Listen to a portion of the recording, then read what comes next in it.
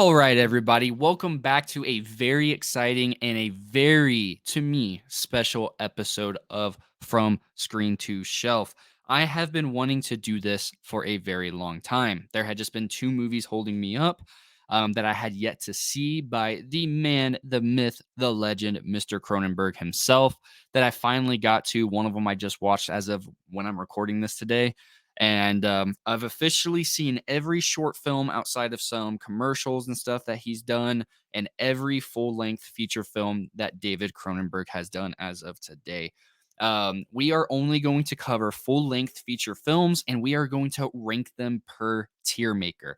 Every single full length feature film that David Cronenberg has had. So, without further ado, I'm bursting at the seams for this one. I'm so excited to finally do this. I have been wanting to do it for a while. So, without further ado, we're going to go ahead and open it up with the very first one. Apologies if I'm reading some notes. I've been orchestrating this for so long. We're going to open it up with his first full-length feature film, Stereo. Runs 63 minutes with a budget of $8,500. David Cronenberg really came out of the gate swinging with this one. It's very experimental, really does let you know what you're going to be getting into with David Cronenberg. I do feel like it personally is a little bit boring. It's got a lot of good ideas, kind of think in lieu of like THX 1138 by George Lucas. It leaves a little bit to be desired, but although it's not a bad movie, it could be better. It's kind of apples to oranges because I've THX 1138 is a very underrated movie. This doesn't fall in that category. I think it has a lot of great ideas, but I don't necessarily think that it's very underrated. I think it's a very solid full length feature film by him, a really, really solid debut. But past that, I mean, it could be passed on unless you really want to see his origins as a filmmaker, what he really started doing, where he was getting his stride, because it really does let you know like the mind that you're getting into. But it also, outside of some of the plots and everything like that, you could probably be easily fooled to know that you're watching a Cronenberg movie. So, with that being said, I know this is going to sound a bit harsh, but I'm going to be giving Stereo a D. It's okay. It's okay. It's not awful. It's not bad. It's a D. It gets a participation grade is how I'm thinking of that when I put that there, right? I wouldn't mind giving it another rewatch, anything like that. But again, it can be very, very easily skipped over. So now on to the second release by the man, the myth, the legend, Mr. Cronenberg. We have Crimes of the Future. Again, running right around 63 minutes, released June of 1970 in Australia, but it didn't come out in the US until August 10th, 1984, fun fact, with a budget of $15,000. This one has a very, very different type of story. Now, a lot of people are because a lot of people, isn't that the new one? Isn't that this? And did he remake his own movie? No, he just reused the title. This has nothing to do with any of that. It is completely standalone. It is one of his completely original movies. Um, it's essentially about, so like there's this plague that has wiped out all of like the sexually matured women in the world. And now it's like, and it mutates to the point where it starts affecting men, you know? That's really all I remember about it. Shout out the Neon, I believe it was Neon release of the new Crimes of the Future. It comes with this on the 4K disc, and that's how I watched it. I have it right over there. It's fun, but again, it's very early Cronenberg. There's nothing wrong with it, but it kind of falls in that same category of Stereo. Stereo had a little bit of a better, more interesting premise where it had to do with like this manipulation, like the sexual manipulation and stuff like that, and like experimentation in a sexual manner. So that's why it had a very good idea, but it doesn't do an amazing job to necessarily capture you, right? So, but it definitely sets the groundwork. I'm going to put that right side by side with Stereo at a D, at a very, very strong D. Now, also, by the time that this comes out, this one will probably sound very familiar because we did just talk very loosely about this movie in it did just get, courtesy of Vestron, a Walmart exclusive steelbook If case you missed that one, I actually still have it right here, so I'll go ahead and show that. Very underrated Cronenberg movie, very, very solid, fun time. It's really where you get the Cronenberg where you kind of know, right? So it's very his known body horror, body mutation, and just his horror elements that he becomes known for are very, very prevalent in this one. This one came out September 1975. Whenever it premiered, it runs 87 minutes with a budget in Canadian dollars of 179,000, and it made 5 million Canadian. So very interesting. Pretty solid success for your third debut, right? So I mean, really, I mean, this one's kind of a little bit of a harder one to describe because it's more of a, I wouldn't necessarily call it an experience as much as I would another movie that's later on down this list, but it's very much so experimental with what you end up getting. I think even his next one kind of does the same thing, but a little bit better, which I will make me feel really, really confident putting Shivers at a solid B. Had a lot of fun with that one because I can't compare the next one that's on this list to this one without showing this one some credit, right? Now the next one is very, very fun. It is Mr. Cronenberg's Rabid.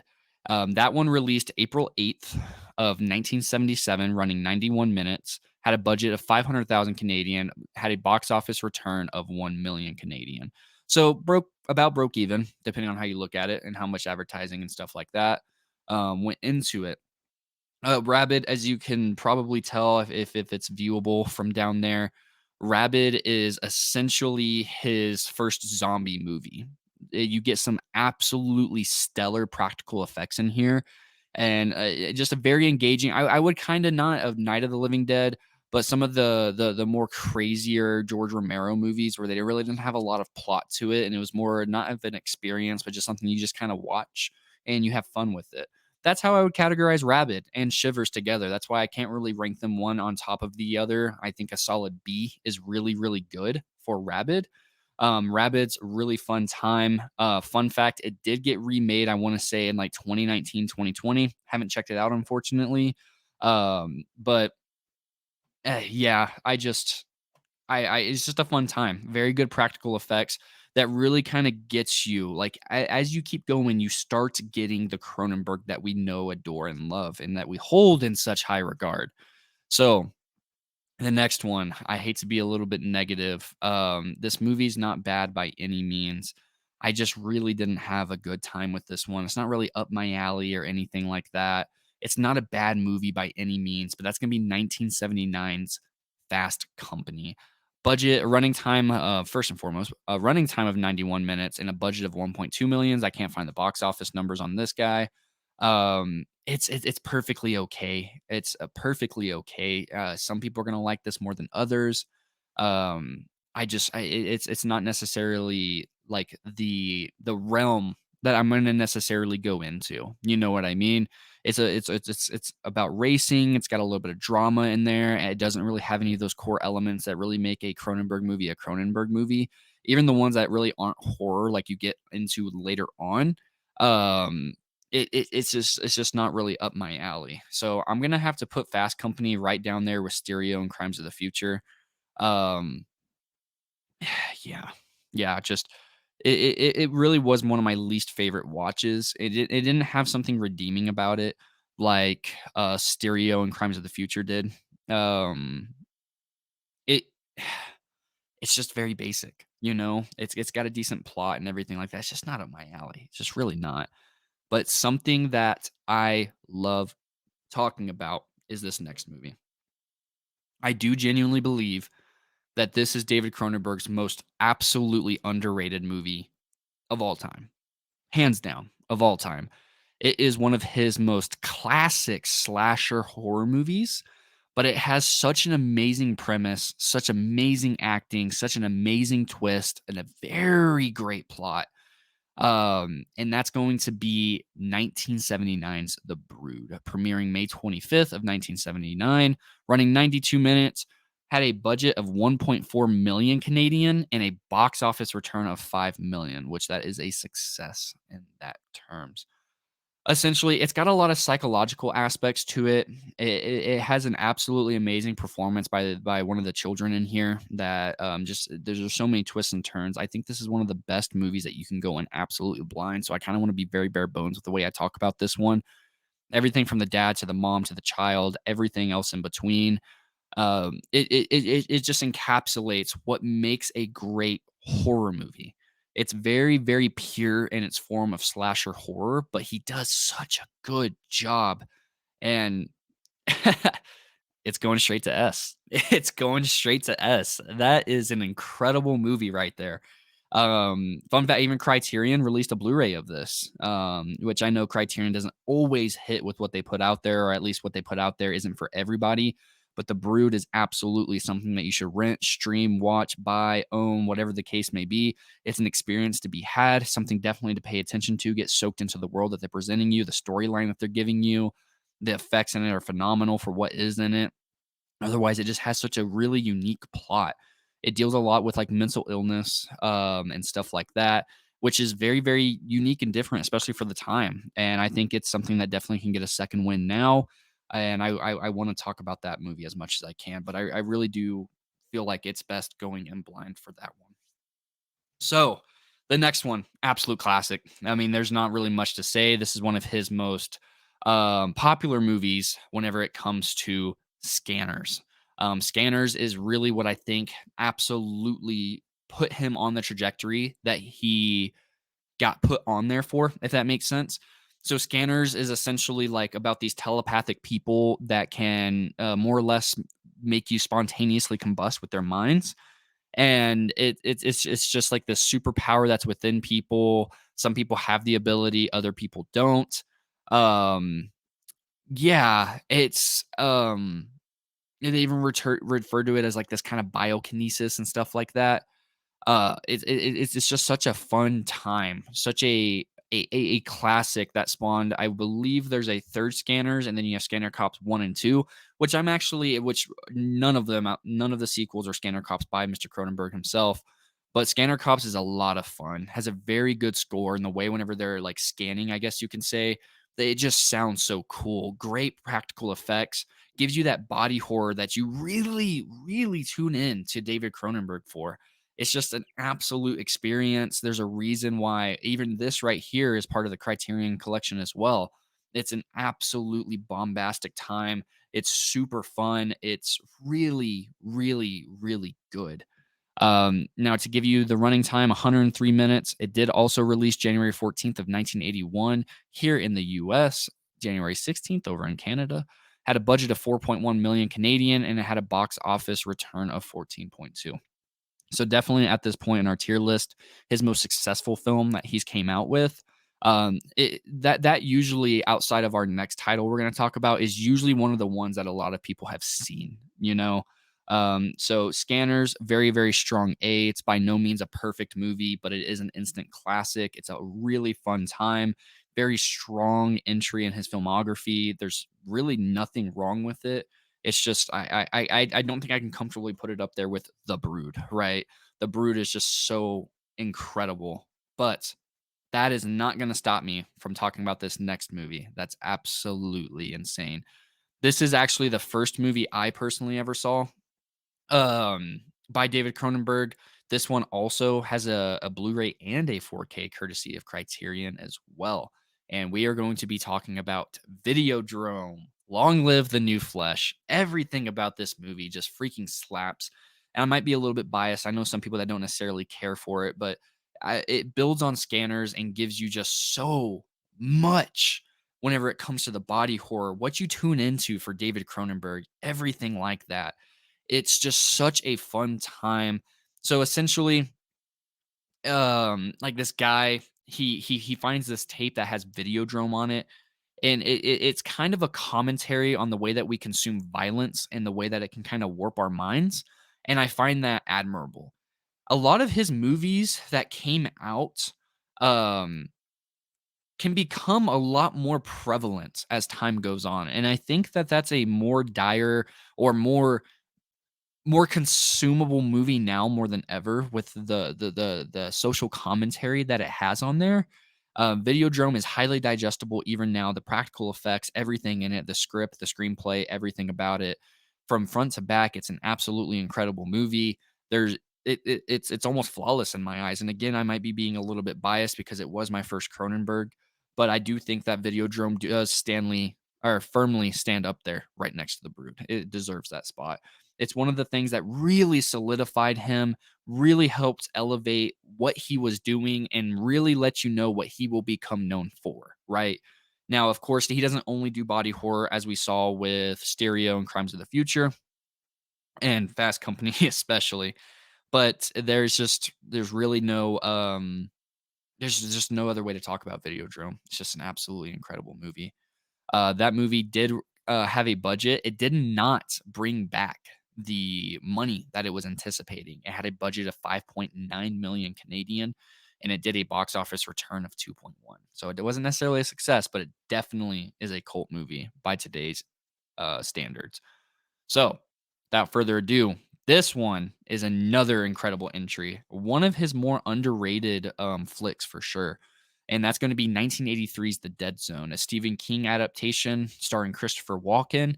It released October 21st, 1983, so roughly around the same time as Videodrome.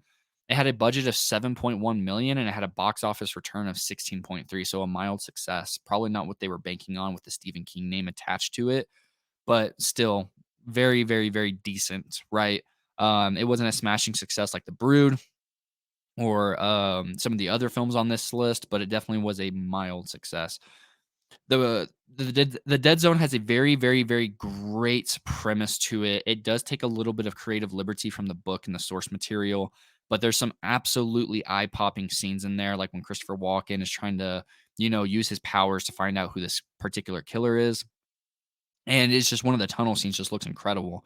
We do have a review for the 4K up if you want to hear a lot more about it. I believe we do talk spoilers in that one. We go and review I believe, yeah, Scream Factory released that 4K. It's a very, very solid 4K, everything like that. So I highly recommend you clicking over there, checking that out because I recommend everybody get that. It has some awesome behind the scenes features, lets you know like how everything was done. Just a very, very good movie, and I think it sits up there as a classic right next to Scanners in the A tier. So yeah, um, Dead Zone.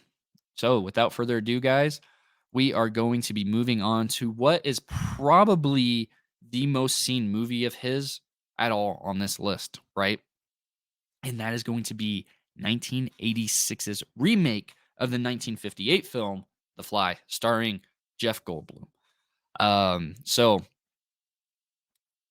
it was released August 15th, 1986. It had a budget of about 9 million and it did 60.6 million at the box office.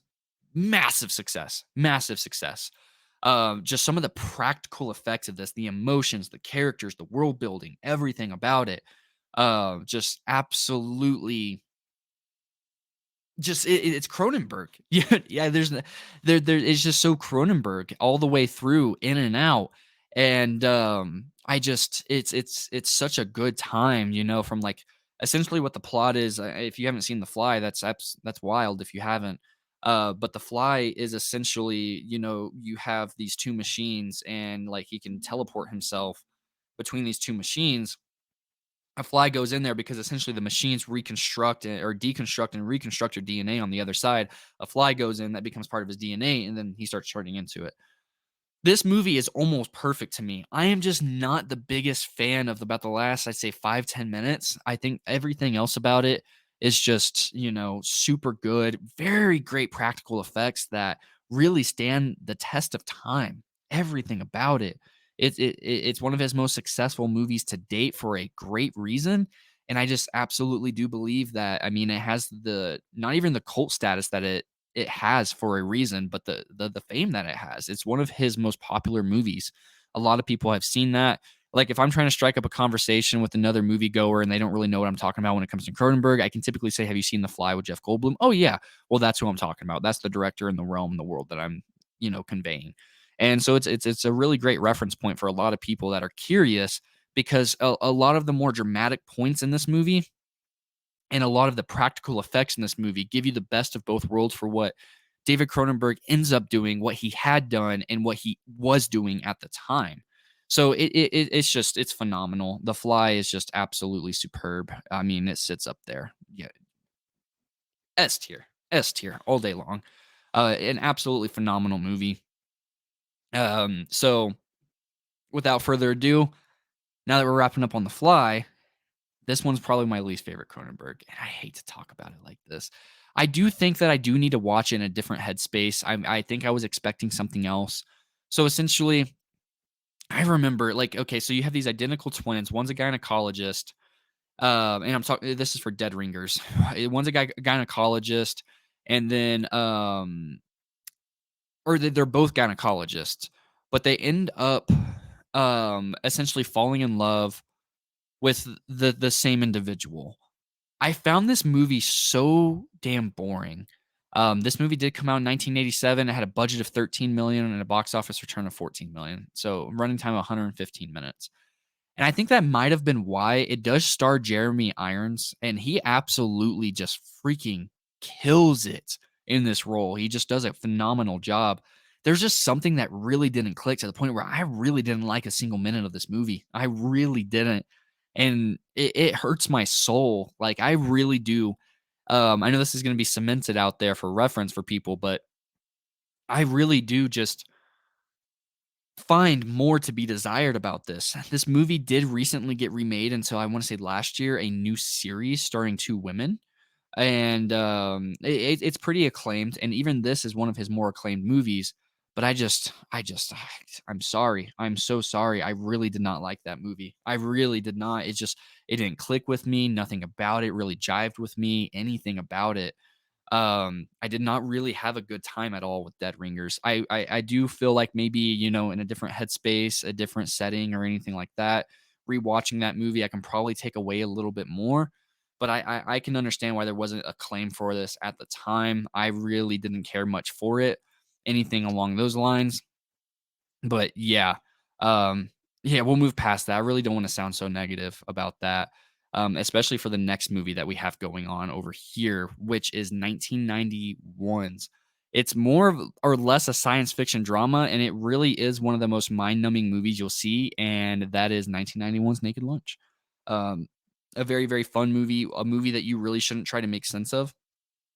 There's so many moving parts in it, and I've only seen this twice, courtesy of the Arrow 4K video, that they did, or Arrow Video 4K set that they did put out. It is just an experience. It's just one of those ones, you got talking cockroaches, stuff like that, and this person just seeing things, hallucinating more or less. It just has some absolutely strong performances while also at the same time confusing the hell out of you. I would honestly, maybe this is more of a lukewarm example, but I would describe this as a good mediator point, I guess you could say, or median would be kind of watching Tenants. There's just a point where you just get like, okay, I'm just watching this. I'm just watching this to watch this. I feel like I don't think Tenet is as confusing as other people say. There's some parts that just don't make sense for sure. But there really is a part in a point in the movie where you just got to stop trying to make sense of things going on. It's just moving super fast. Everything about it. It's just there's a lot going on. So everything about it is just super, super fun though. I don't really have a lot of complaints about it. It's a very, very fun movie. It's just an experience. I feel like more or less than a digestible plot point. I feel like there's probably a lot more layers than I'm missing out on.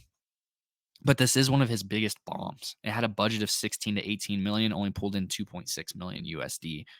Did come out December 27th, 1991 in the US. Runs 115 minutes. And I don't feel like it's long at all because it's just so fun. The practical effects in it, how they got things done, everything like that. Just an absolute experience from front to back. So without further ado on that one, I'm going to put Naked Lunch up here with A. You know, I know that's some rough company up there, or some good company up there. But it's more or less an experience more so than, to me personally, than it is really just a pivotal plot point type of movie. It's just one of those movies that you really got to stop trying to make sense of, and you'll have a great time. And even then, on subsequent rewatches, like the second time, I took away a little bit more. But even then, a little bit more ain't much. So, without further ado, we're gonna go ahead and move on to our next title. All right, so our very next one is actually where Cronenberg starts really taking a big turn in the way that he really started presenting his movies, and that's going to be M. Butterfly, courtesy of I don't know why I'm saying that, courtesy of David Cronenberg. It's a ranking list. It came out October 1st, 1993. It runs 101 minutes, had a budget of 17 to 18 million, and it did 1.4 million box office. I think this movie is a lot better than that. Immensely better. It stars Jeremy Irons as Rene Gallimard, who is a French diplomat. He essentially gets signed to this place in China, I believe Beijing, and he becomes infatuated with like this opera singer over there. But the thing is that opera singer spies on him for the government. He ends up falling in love with him, who he thinks is a girl or a lady. So it has some absolutely dramatic moments, some absolutely gut-wrenching betrayal in it. It's a beautiful movie. It's absolutely stunning that I don't hear a lot more people talk about this movie. It's really, really good. It's really, really fun. It brings you in from beginning to end. The twists, the turns, even whenever you see it coming, everything else in between. It's just it's a great experience. I can't recommend this movie enough. I wish it had did better.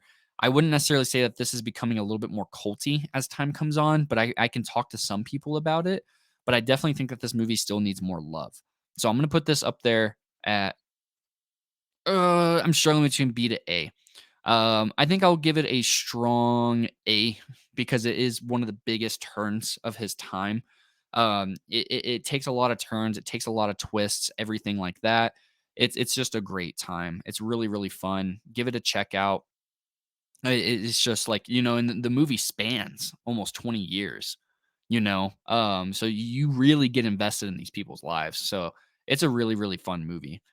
Now, this next one, this next one is quite the debatable movie. Arrow Video did put out a 4K over in the UK for this one, and that's going to be 1996's Crash, which is essentially people that are like that fetishize car crashes and injury and stuff like that. And it's more of a like this little cult.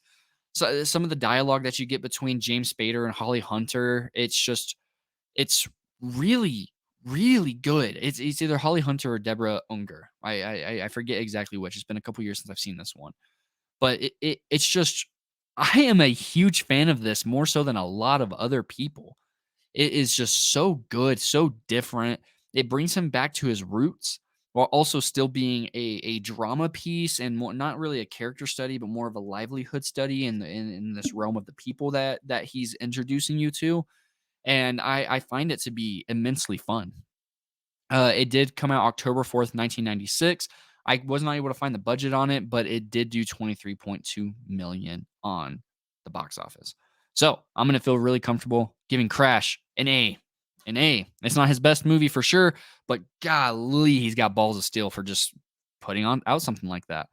So without further ado, we're gonna go to one that I find absolutely underrated, and that's going to be 1999's Existence, Exintenz, which did get a massive second wind recently because Vinegar Syndrome put out an absolutely stellar 4K, which again, we have a review up on the channel for. It's completely different. It's about essentially or these people can like they put this stuff in their spine and they go into like this virtual reality world. Um, it's essentially like whenever virtual reality was being talked about a lot around this time, David Cronenberg really felt like it was a really good talking point, and I think that this movie is even more fun now than it was then. And it's got a lot of plot points, a lot of plot threads. I know people that think that this is one of his worst movies, and I know some people that think that this is just like, up there. I find it just as good as Shivers and Rabid. It's a very good movie. It's a very fun movie. It's very, very, very, very enthralling. While also at the same time staying true to what it's trying to present to you, what the world it's trying to do, everything like that. It's goofy fun. So this one did have a budget of USD 15 million and it only made 5.5. So he was on a downward trend on the box office, but I'm gonna go ahead and give Existence a B. Really, really fun, really, really good. Came out April 23rd, 1999. Existence. You know, a lot of people have been rewatching that one because it did get a second one again, courtesy of Vinegar Syndrome. Immaculate Restoration. Please go over there and click over on the channel and look at our review for it. Incredible box set, incredible presentation, incredible restoration, everything like that. Just so many things about the movie just are so fun. Just so fun. So, our next one. This one's one that I kind of feel a little bit differently on. It's so this one's going to be 2002 Spider, which, you know, fun fact, a lot of people don't realize this. It does not have a physical 4K, but it does have a 4K digital, which is how I watched it about, I want to say a year ago. I rented it on Apple TV. It's in 4K HDR. It's so, uh, let me go over the box office and everything like that. Budget of 10 million, did 5.8, released 3rd of January 2003 over in the UK. In Canada, had its premiere December 13th, 2002.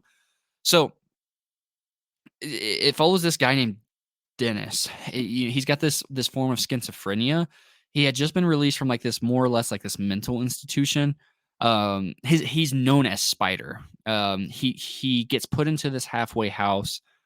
And these people more or less cater to the mentally ill. And it's got a lot of cool things going into it. I want to say it falls under the trope that's become a lot more common now, where you know you're in this guy's mind, and even you as the viewer cannot believe everything that you see. And I think that that's a very, very, very intricate thing to deal with, and I think it does it well enough. But I personally don't think it has a great payoff, and I know other people that more or less find it um one of his more underrated films. But I think I'm gonna sit here. I would rather watch Shivers, Rabid, or Existance over Spider. So I think C is a great place to put that movie. So I will put it right there. And yeah, it's got a lot of great things going for it. It's by no means a bad movie. There's some things personally I would rather do differently, you know? So this is where we start getting what I call just the overall underrated era of David Cronenberg. These next movies that we have on this guy right here. So we've got about 5 movies left. This movie is so fucking good. And that is going to be 2005's A History of Violence. It stars Viggo Mortensen. It's got Ed Harris, Maria Bello. It came out May 6, 2005 at the Cannes Film Festival, then released September 23rd, 2005. The runtime of 96 minutes, and it feels so much tighter than that. It just goes by so fast. Budget of 32 million, had a box office 61.4. It's absolutely incredible. You follow this guy that's essentially trying his absolute best. He's trying his absolute best to get away from a past life. And I really don't want, because a majority of the plot points in this, you can't really talk about without spoilers. So like these people come looking for him, this and that, and like, they think he's this one guy, but he's not. There's some weird stuff that happens. He makes the news, and then people start coming after him, right? A history of violence. So without further ado, holy cow, this movie, it's a perfect movie from front to back. Everything about that movie is absolutely perfect. Absolutely perfect from front to back. It's in great company up there with The Brood, Videodrome, The Fly, and A History of Violence. It's crazy how incredible that movie is. I had zero expectations. It was one of the latter David Cronenberg movies I had managed to watch. I probably watched it about 8-9 months ago. Just rented it, didn't expect much, and it's a perfect movie. It's just absolutely a perfect movie from front to back. Give it a watch if you haven't seen it. Really, please go and support that movie. I'm really anticipating a 4K one day. Definitely deserves it. Everything about it is just absolutely incredible. Viggo Mortensen, a performance of a lifetime, which also leads us into the next movie, which again is up there with in the same talk track of A History of Violence, and that's going to be 2007's gangster film by David Cronenberg, Eastern Promises. A lot of people are very, very, very aware of this movie. It's one of his more popular middle-aged movies or like, latter, filmography movies. Um, this one came out September 14th, 2007. It had a budget of 50 million and it had a box office intake of 56.1. So an absolute bomb in regards to its box or budget. Running time of 101 minutes. Again, Viggo Mortensen, Naomi Watts, Vincent Cassel. There's just so many good elements in it. And again, a performance of a lifetime by Viggo Mortensen, a common collaborator as we keep going through this list, courtesy of um, a great screenplay, great chemistry, great everything. It's just so like it's a pretty not really convoluted, but a very direct plot thread that runs very, very thinly or thickly, more or less, all throughout the movie. It's a very tight runtime for how long it is and everything like that. I really don't even want to talk about this. If you haven't seen it, it does have a 4K courtesy of Kino Lorber. Highly recommend checking that out. Absolutely an S tier. Absolutely day in and day out an S tier down there. Everything about that is an S tier. Cannot talk about that movie highly enough. Just watch it if you haven't. History of Violence, The Brood, and Eastern Promises, as of where we're at right now, three absolutely underrated classics. I will say History of Violence and Eastern Promises have a massive cult following. Shout out Gabe. It's one of the few Cronenbergs that he's seen and he loves that movie. Shout out you if you're watching out the ranking video. But yeah, absolutely. Absolutely. Which leads us into the next movie, which leads us to our next title, A Dangerous Method. This stars Viggo Mortensen. I believe he plays Sigmund Freud in this one. Michael Fassbender, that plays a therapist in England, almost positive. Yes. And then Keira Knightley, which has like super great performance in this one. Starts out with like Keira Knightley essentially getting like taken in and like like not forcefully, but like she has to get like psychiatric evaluation and this whole more or less like affair starts. He's got this whole house, everything, kid, wife, and then he falls in love with Keira Knightley. And that's like really the big plot thread on there. Sigmund Freud is like his mentor and everything. And then, it's got a lot of plot threads. It's one of his definitely more drama heavy ones, especially since M Butterfly. Um, this movie's okay to me. It's carried a lot by the performances. The performances are phenomenal. I guess maybe I just more or less the setting was really good. It's just it's not even that it's not up my alley. It's just it's an okay movie to me. It's definitely outside of his typical wheelhouse and everything else like that. But I mean, it's still a very solid movie. This movie did come out in 2011 and it had a budget of 14 million and it made money. It did 30 million in returns. Runs 99 minutes. It definitely feels longer than that. It's a very slower paced movie. It's more or less of a character study than anything else. And so I don't really necessarily have any complaints or anything that I would say I would do better. It's just maybe like, the psychology aspect of it, have you the psychologist and, you follow pretty much these people all throughout a majority of their lives. And, it's very good for that. It's just, if I were to pick something, I would recommend a few other movies outside of that one, yeah, I don't know if I could, necessarily like be like, yeah, you got to watch A Dangerous Method. Again, one of the few ones Gabe has seen. He actually watched that one. I'm gonna put it firmly over there at a C. Again, that's not a bad ranking by any means. C is not bad at all. It's passing. It's a little bit above passing, and it's perfectly serviceable. It's perfectly fine. Now this one, I love talking about this one. Some people love it, some people hate it. I love Cosmopolis. It's a movie that came out in 2012. It premiered at Cannes on May 25th, 2012, and it released in Canada June 8th, 2012. It had a budget of 20.5 million and it had a box office return of 7.1, so an absolute bomb. But I know it got a massive second win later on. So he did write this one as well, which is awesome. It was actually the first one that he wrote, I believe, since Existence. So this movie is just fun. It's one of those ones where it's just like, a day of chaos and everything that could possibly go wrong goes wrong. It's just a dude that's really on a journey to get a haircut. He's not necessarily the most likable person, but, Robert Pattinson's character is just the one that you kinda follow through. It's got a lot of cool practical and digital effects going on in there. There's nothing wrong with the movie to me. It's just bonkers what happens, and I just respect the living hell out of this movie for that. It's so fun. It's so different, especially for what we were getting around that time in 2012. It's very experimental. Very strong performance by Robert Pattinson. It was one of his first roles stepping outside of the Twilight series, and I think he absolutely killed it.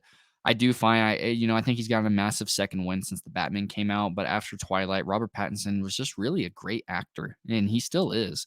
But, I'm just glad, that, he's collaborated with him quite a few times, and, that's why it's gonna sit there at an A. For sheer audacity alone, I've got to. It's just I got to.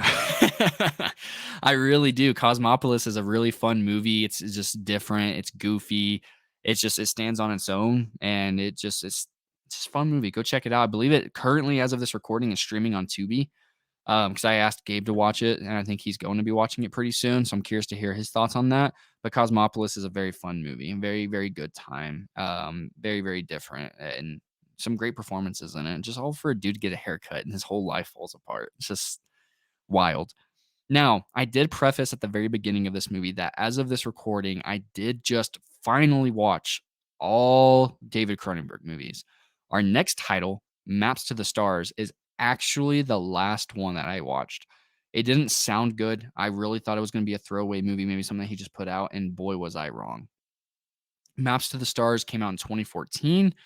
The release date of it was February 27th, 2015. It had a budget of 13 million and the box office intake was 4.5 million. Our boy Robert Pattinson again has a supporting role in this one. One of the main roles is by John Cusack, and then it's got a bunch of other people. It's got Julianne Moore in it, which very popular actress. It's got a pretty solid cast in this one. I wish it had did better because it's got such a Cronenberg story to it. So essentially, you follow this family where like this daughter had did something, and you've got this absolutely douchey, like actor that just really they really want you to be him. They really don't want you to like him. He really doesn't want you to like him. The other characters, everybody else that's introduced, it it really is one of the most emotional wavelengths I've watched in a movie, and it's just so different. So the way that it is like, so he presents you to this family in this family dynamic where it's like, okay, these are just people, everything like that. Then as the movie goes on, all the people you really didn't like, or all of them but one, all the people you really didn't like at the beginning, you really despise towards the end. They are not good people. And then the people that you were kind of more cautious about, really didn't know how to feel, you end up really holding in high regards by the end of the flick. Especially the daughter in this movie. You feel extremely bad for her at the end, and it's just, man, some of these characters in this movie really need to catch a break. And it's a phenomenal movie, front to back. It's extremely underrated. It's very quirky. It's very different. It does tackle the aspect again, similar to The Brood, of mental illness, and it also deals with fame. It also deals with what people will do to cover up their basis, what people will do to hide their trails, what people will do anything for fame, and what people will do to be relevant in any type of aspect or regard. Had an absolutely great time with this movie. A very, very fun ride from beginning to end. Now, our very last one is actually his most recent movie that he came out with, and that's going to be 2022's Crime of the Future. Again, not related to the one that we talked about right over here, that is sitting firmly at a D. I just love this movie. I love this movie. I love this movie. I love this movie. It is so different, and I even have some fun facts. He actually completed and wrote a script for this around the early 2000s, and could never find somebody that would actually pick it up. Um, he shopped it around for a while, and then as most people, if you follow the news, there was like this big trend around 2020 where people were talking about microplastics, forever plastics in our bodies, and everything like that, and how much of an effect it can have on us. And this movie deals with a lot of that. It talks about that pollution, what it can do to our bodies, how it transforms them in a very Cronenberg way, while also being a commentary on today's world. But again, dude had immense foresight and wrote this screenplay and slightly revised it for the movie that we got in 2022. I know a lot of people really don't like this movie, but I love this movie. The practical effects, again, another collaboration with the legendary Viggo Mortensen, a very common collaborator with David Cronenberg, absolutely kills it in his role. The practical effects in this are just superb. The score in this is really fun. The characters they introduce you to, such as Kristen Stewart, you just really end up liking them. It's an immensely rewatchable experience for me. I own the second sight release and the neon release. That's how much I like it. It's a really fun, good time. And that's why I'm going to put it up there very firmly in the eights here. Now, before we wrap this up, if I were to pick my top three Cronenberg movies, it would be A History of Violence is 100% his best movie, The Brood, and then Eastern Promises. If I told anybody, not necessarily to get into the foray of David Cronenberg, those would be the three to be like, hey, if you want your absolute wig blown off and you really want to have an experience and experience some cinema that is unlike anything else that you will have seen, that also encapsulates what David Cronenberg is about and how he likes to present himself, no further than those three movies: The Brood, A History of Violence, and Eastern Promises. Well, Eastern Promises, first and foremost, I think this is the best movie front to back of all time. It's an absolutely phenomenal movie. It's absolutely great, everything about it.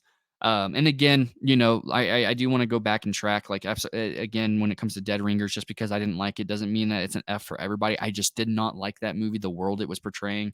I could technically put Stereo and Crimes up here in the C category as well, because I really liked the story that they were really portraying. Fast Company, I could probably put in the F, but the thing is when it comes to Fast Company, it's not a bad movie. It's just not a movie for me. I really don't care about, like, the subject matter at hand here. It's a very decent ride. It's a good ride, right? Like, think of D as like 60+%, F is like 50% or below, or like 59% and below. That's the way I'm looking at this tier list on here. So, before anybody sounds off in the comments, I kind of wanted to tackle that. A C 70% plus, and S is 100%. That's the way I'm looking at this tier list right here. I'm looking at it as like a little bit of an actual grade book. So thank you guys so much. I'm a mega fan ever since our boy Gabe on the channel. He dropped his Christopher Nolan one. I told him I've been wanting for a while. Literally, a Maps to the Stars is the one that has been holding me up. It didn't look interesting, anything like that, and boy was I blown away. Never dismiss anything by Cronenberg. Any of these are probably, interchangeable, like I said, on the tier list. But yeah, thank you guys so much for tuning in for just south of 50 minutes worth of content on this. I'm just so happy I could get this out there. He's, to me, the best director. And again, you're more than welcome to sound off in the comments. And I really have nothing to defend it with outside of my adoration for what he puts out, the sheer audacity, the subject matter he talks about, the creative minds that go on there, the sheer focus on practical effects and everything like that. I herald him as one of the most creative and genius minds up there with like Stanley Kubrick. I really, really do. He's an absolutely phenomenal talent. I'm looking forward to his newest movie, The Shrouds, which is supposed to be coming out, I believe, later this year or next year. Immensely looking forward to that. And also, if you aren't aware, I mean, if you got this far, check out Brandon Cronenberg. His son has released 3 movies: Antiviral, Possessor, and Infinity Pool. 3 phenomenal movies, all in their own right. Check them out. If you have seen all of these, looking for more, but if you've seen all of these, you've probably checked out Brandon Cronenberg's filmography as well. Until next time, everybody, we got a lot of exciting things planned on the channel for you guys. Thank you so much for tuning in yet again to a longer than usual video on From Screen to Shelf. This is Chase signing out.